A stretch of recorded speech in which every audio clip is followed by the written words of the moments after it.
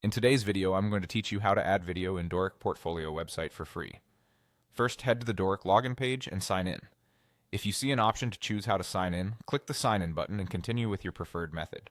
If you use a Google account, select it from the prompt to access your dashboard. Once you're in, locate your site on the dashboard and open it by clicking Edit Site. That will launch the visual editor where you can make changes to your portfolio in real time. Inside the editor, look for the panel where you can add elements or blocks.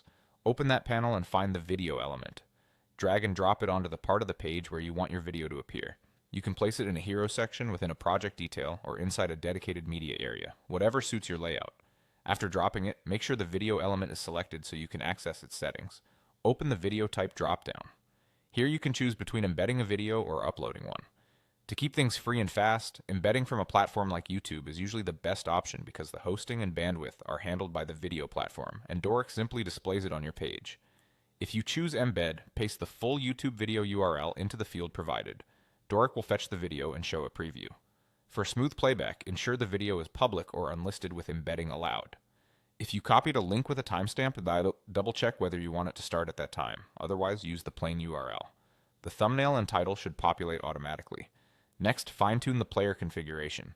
You can toggle options like autoplay, loop, mute, and whether to show controls. For accessibility and a better user experience, it's a good idea to leave sound off if you enable autoplay and keep controls visible so viewers can play and pause easily. If captions are available on the video platform, enable them for better accessibility.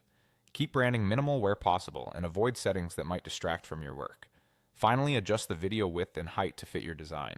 Aim for a 16:9 ratio for most videos and use responsive sizing so it looks great on mobile.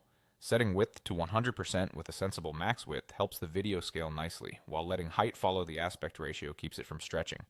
That's it, your video is embedded, configured, and sized properly inside your Dorik portfolio, all for free.